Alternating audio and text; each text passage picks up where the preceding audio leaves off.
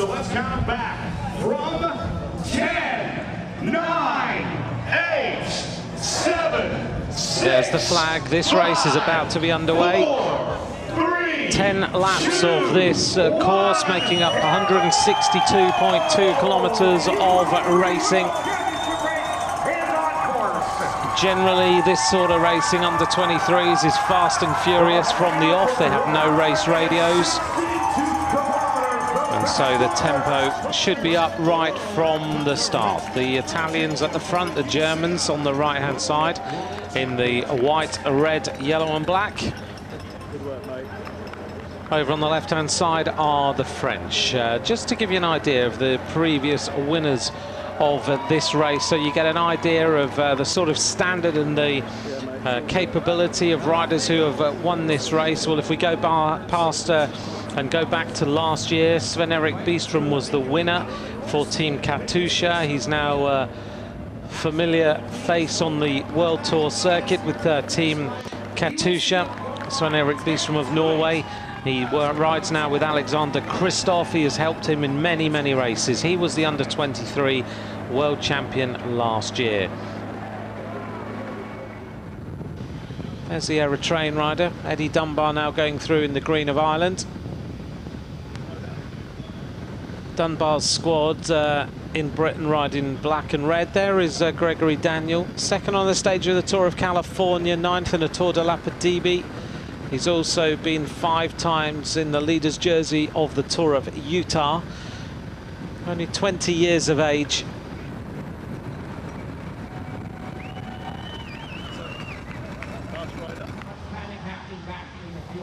Peloton to me look like they are pretty comfortable right now. They're not worried too much about the splits that are going on in the various groups. Just looking then with 109 kilometers to go as 2 riders decide they've had enough of this breakaway group and they've decided to go clear. No surprises, the break is too slow for these 2 riders and they are going clear, and one of them is the rider we were talking about, who is the rider that led the Tour de l'Avenir. He's the Chilean rider Rodriguez. Well, Dunbar and Rodriguez look to me like they're being reeled in by the peloton. One rider is just jumping across now on that fast left-hander. The rider who's jumped across is David Martinelli of Italy. 22 seconds then on Radio Tour, inside the 92 kilometers to go. 3 leaders maintaining their advantage, with Zemliakov trying now to race across. Oh, the peloton has gone way back to 1 minute 20 all of a sudden. And this could be a good move now.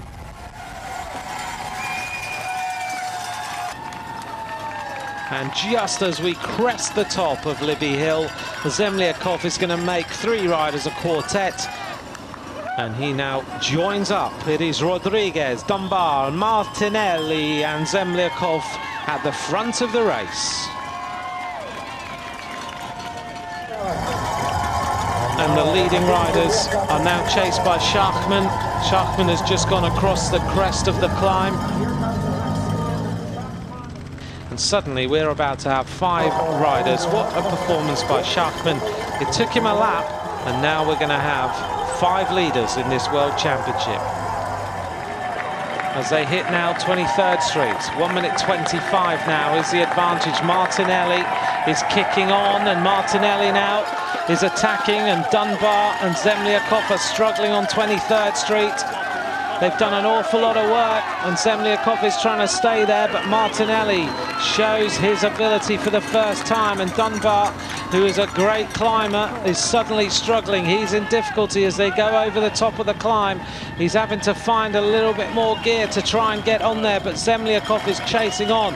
Dunbar, surprisingly, is dropped on that climb, and it was Martinelli who did the damage, and as you can see, Dunbar's legs have completely given out.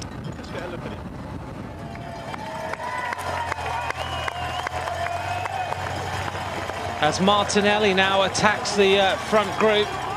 Look at this, a big move by Martinelli. In fact, oh, he almost hit the wall as he went round the corner there. And also now he's got a mechanical problem. Martinelli's gears have locked up.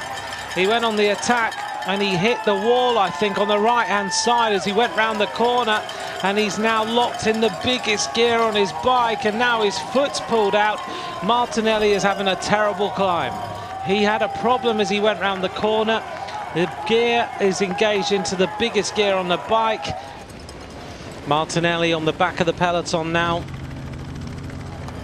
This is the moment that this race is going to come back together on Libby Hill. The three leaders have been there for nearly the entire race. Rodriguez is going to go to the front, but it is going to be France hitting the base of the climb.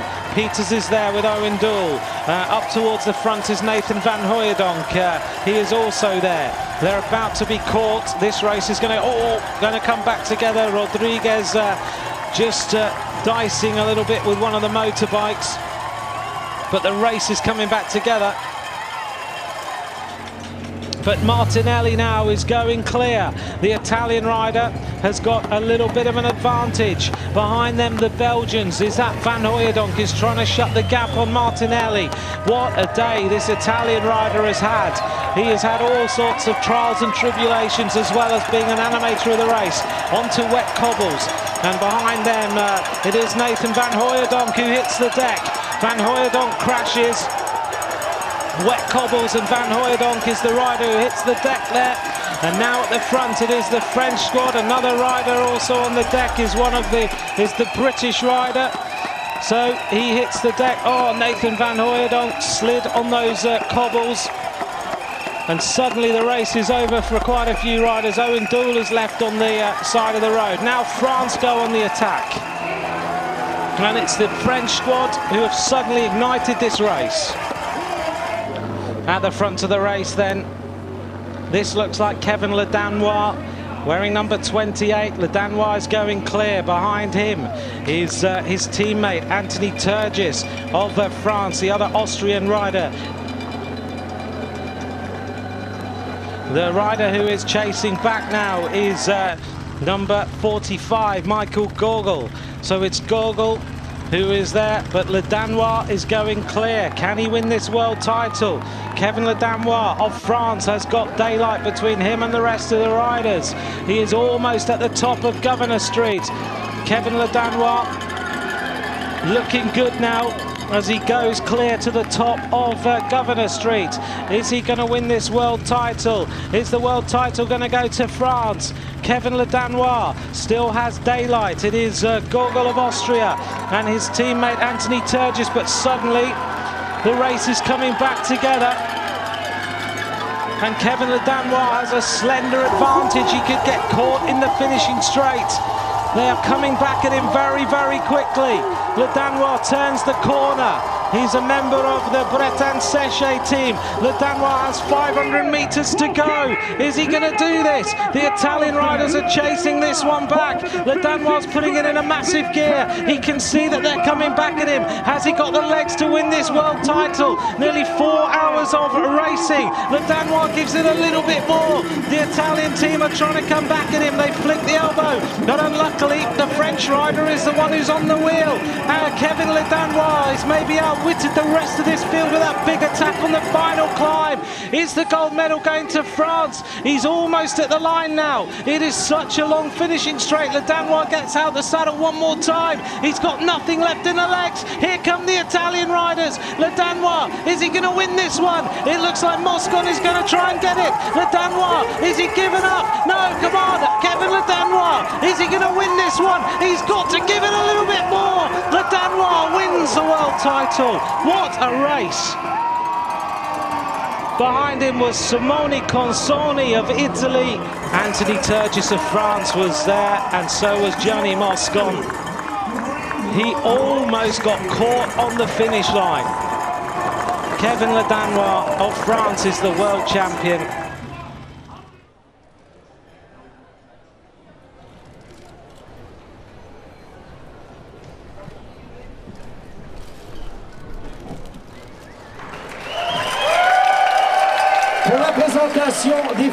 The World Championship jersey now on the shoulders of Kevin Le Danois. And now, presenting the flowers and Tissot watch, Miriam Ford, manager.